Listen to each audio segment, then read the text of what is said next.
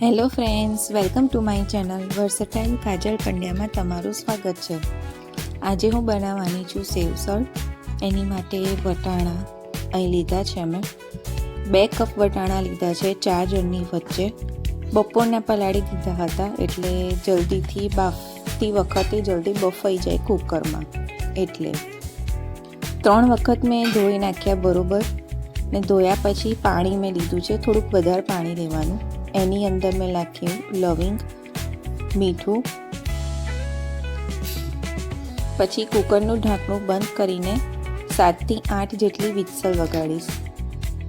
બેકલેન્ડ બેકરીમાંથી આ pizza base લાયા છે અમે, વ્હીટ ફ્લોરના છે, મેદાના નથી, ઘઉંના લોટના બનેલા છે। અને દ્વિજને બહુ જ ઘણા ટાઈમથી ખાવાની ઈચ્છા થઈ હતી એટલે હું ઘરે આજે બનાવવાની છું। એની માટે પિઝા સોસ બનાવવા માટે મેં અહીંયા આગળ લીધું છે ડુંગળી, ટામેટાં, લસણ, મિક્સરમાં મેં ક્રશ કરી દીધું।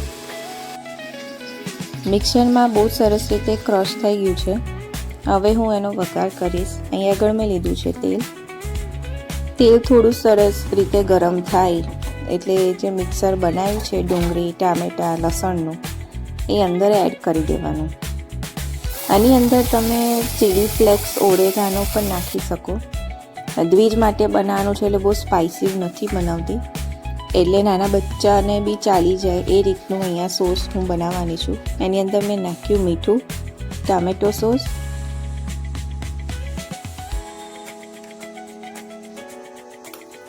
બરોબર રીતે હલાવી દઈશ।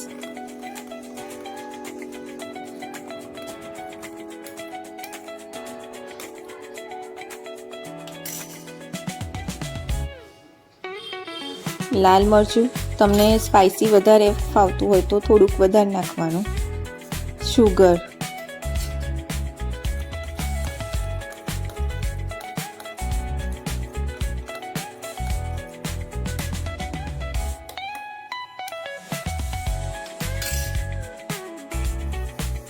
લાસ્ટમાં આવશે થોડોક મેગી મસાલો, એનાથી ટેસ્ટ બહુ સરસ આવે છે।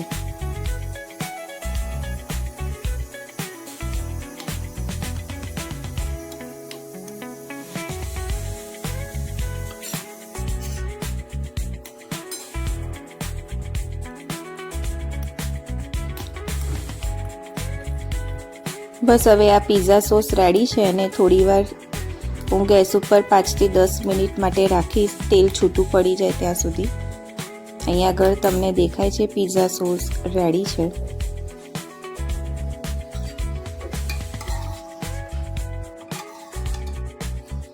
સેવસળ માટેના વટાણા બફાઈ ગયા છે, બહુ સરસ રીતે બફાઈ ગયા। હવે એને વલોણીથી બરોબર રીતે હલાવી દઈશ।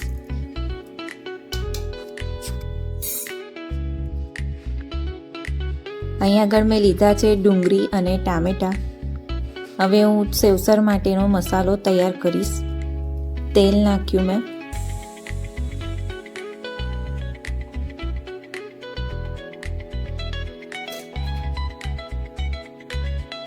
તેલ ગરમ થાય એટલે એની અંદર સૂકા લાલ મરચાં,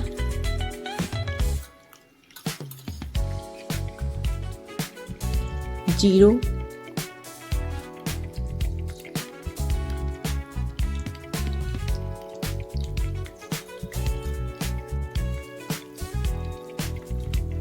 ડુંગળી અને ટામેટાં।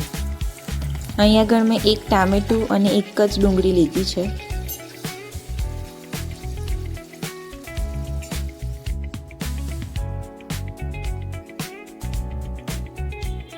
મીઠું, હિંગ, હળદર, લાલ મરચું, ધાણા જીરું, બરોબર રીતે હલાવી દઈશ।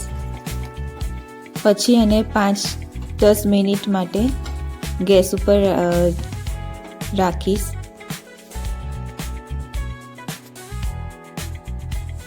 બાફેલા વટાણામાં થોડું પાણી એડ કરીશ. આપણે જેટલી ક્વોન્ટિટીમાં જોઈએ એટલું પાણી એડ કરવાનું. બહુ જાડું બી ના થવું જોઈએ ને બહુ પતલું બી ના થવું જોઈએ. ગેસ ઉપર એક કુકર મેં મૂકી દીધું છે. આ બાજુ સેવસર માટેનો મસાલો પણ રેડી થઈ ગયો છે.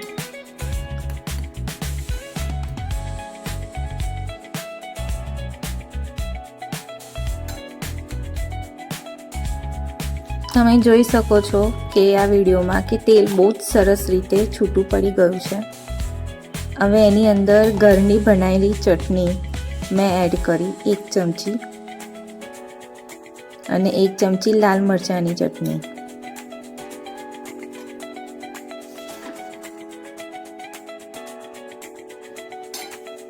જે છે આ મેઇન મસાલો છે. તમે જોઈ શકો છો આ વિડીયોમાં કે કેટલો સરસ રીતે આ મસાલો રેડી થઈ ગયો છે. એની સ્મેલ પણ બહુ જ સરસ આવે છે. હવે આ જે મસાલો છે એ બાફેલા વટાણાના કુકરમાં હું એડ કરી દઈશ.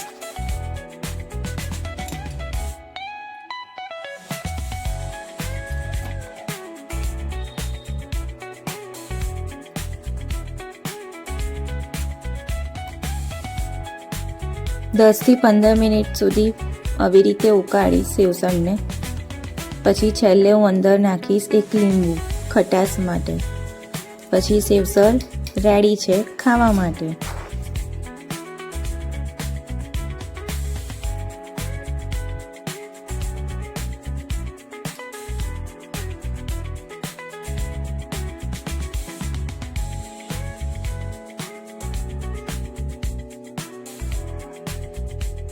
સેવસળ બની ગયું છે. હવે દ્વિજ માટે હું બનાવીશ પિઝા. પિઝા સોસ બી રેડી છે જે ઘરે બનાવ્યો મેં. પિઝા બેઝ ઉપર એ સોસ હું લગાડી દઈશ. એની ઉપર ચીઝ હું છીણી નાખીશ.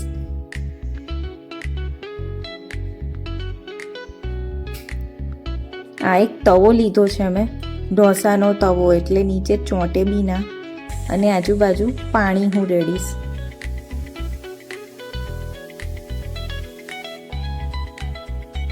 અને પછી ઉપર હું થાળી ઢાંકી દઈશ. એકદમ ધીમો ગેસ રાખવાનો. અને 2-3 મિનિટ પછી જોશો તો એકદમ ચીઝ મેલ્ટ થઈ ગયું હશે. અને નીચેથી બી જોઈ લેવાનું કે પિઝા બરોબર થયા છે કે નહીં એમ. પિઝા જોઈને દ્વિજ એટલો ખુશ થઈ ગયો. એની ખુશી તમને આ વિડીયોમાં દેખાય છે. એને બહુ જ ભાવે પિઝા.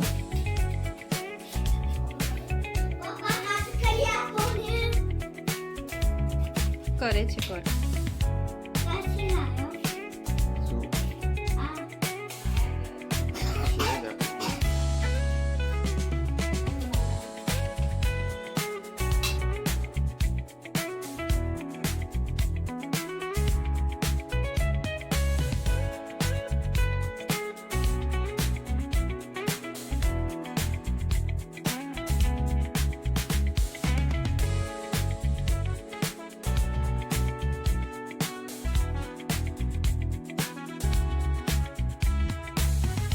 गरम था जो पहला નહીં યાર.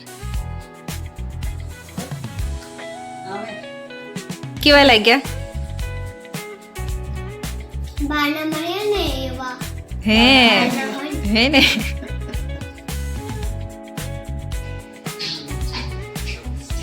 દ્વિજ જમ્યા પછી ડેલી એક્સરસાઇઝ કરે. કંઈક ને કંઈક એને કૂદવા નાચવા જોઈએ. એટલે અત્યારે માઇકલ જેક્સનનો વિડીયો જોઈને ડાન્સ શીખે છે.